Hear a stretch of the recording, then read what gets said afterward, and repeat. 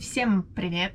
И сегодня я хочу рассказать об удобной одежде и обуви, которую я бы советовала взять с собой на ферму.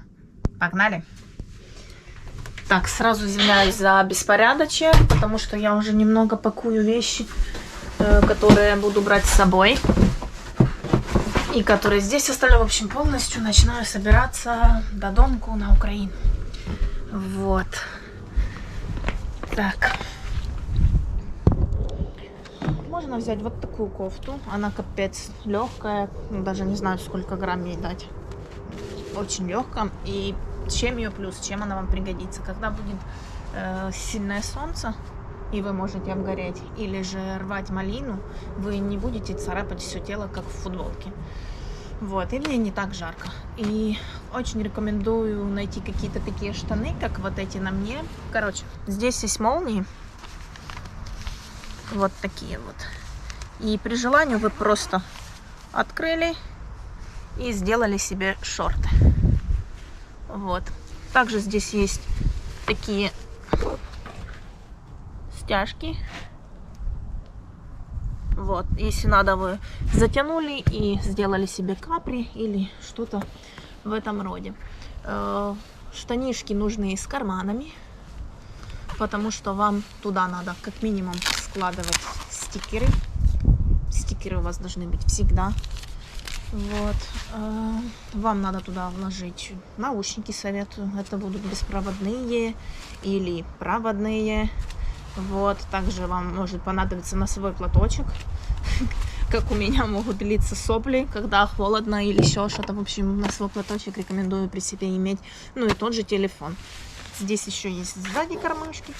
Сюда тоже что-то можно положить. В общем, вот такого плана рекомендую штанишки. Так, еще одни мои любимые штанишки. Это тактические штаны, в которых есть карманчик. Вот здесь большой, двое сзади. И еще и вот такие идеальные штаны. Плюс в них еще есть вот такие липучки. Не знаю, видно, не видно. Которыми можно их под себя как бы еще и отрегулировать. Вот. Дальше советую вот такую какую-то футболку, которую можно будет и расстегнуть, когда вам будет сильно жарко, и в которой, например, есть вот такой еще кармашек, если у вас не будет в штанах дополнительно, чтобы что-то туда положить. Вот. Также рекомендую брать бафы. Они бывают теплые, бывают более легкие, бывают разных цветов и так дальше. Для чего рекомендую? Когда холодно, вы закрыли свою шею и дыхательные пути, или когда что-то смердит, а еще если вас кто-то задолбал, можно показать, что вы не хотите с ним разговаривать и сделать так. Шутка, конечно. Вот. Шапку, по-любому шапку, потому что похолодает. И вообще по утрам очень-таки прохладно здесь, она пригодится. И, конечно, кепочку. На нашей ферме вам ее по-любому выдадут, но ее могут, вернее, выдать не сразу, потому лучше, чтобы она была у вас прям изначально. Вот. Так, и еще советую брать теплые какие-то классные носочки, брать легкие носочки, тоже пригодятся. Ну и, в принципе, по шмоточкам все. Сейчас перейду к обуви. Вот мой арсенал обуви. Сейчас буду рассказывать про каждое из них и почему у меня аж 3 сапог. Так, но начну с того, что покажу свои шлепки. Советую брать вот такого плана шлепки, потому что они удобные. В них можно ходить и в душ, в них можно ногу ставить и с носочком, и они очень легкие. Вот. Дальше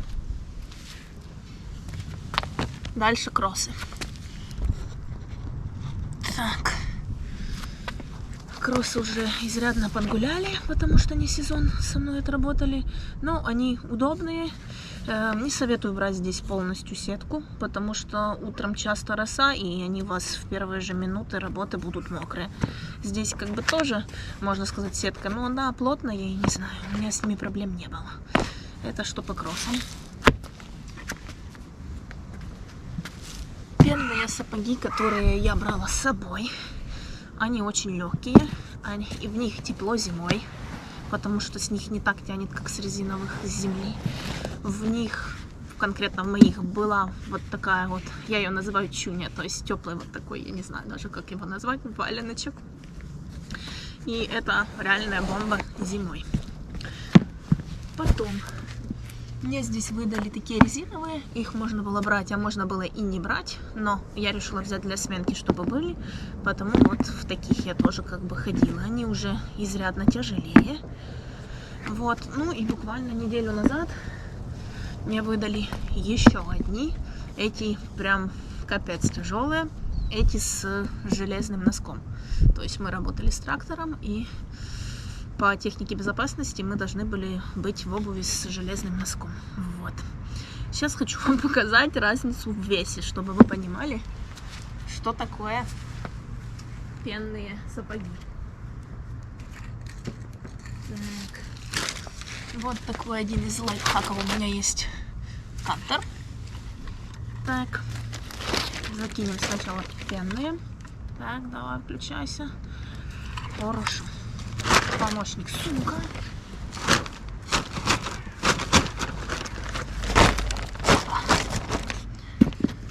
И что покажет наш кантер?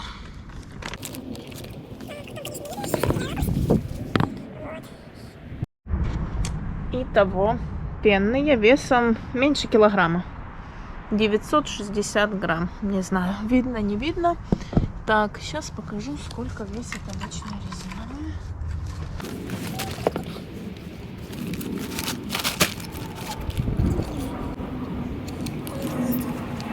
Так, мы видим, что резиновые весит ровно на кило больше.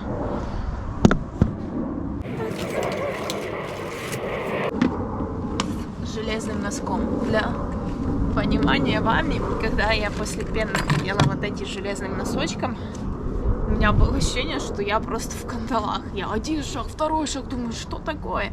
Ну, у меня как бы размерчик не маленький, это тоже, но капец, в общем, разница. И хорошо, если мы ходили, у нас работа заключалась в том, чтобы ходить не особо быстро за трактором, со скоростью движущегося трактора, который поливал голубику. А если бы на пикнике надо было в них бегать, я даже не представляю, как бы это было. Так что кантер немного тупит. Давай, давай, есть.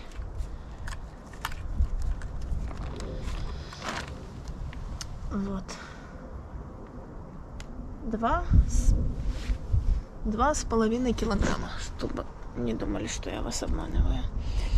Итого пенные весили до килограмма, то есть 960 грамм, просто резиновые весили кило 960 грамм.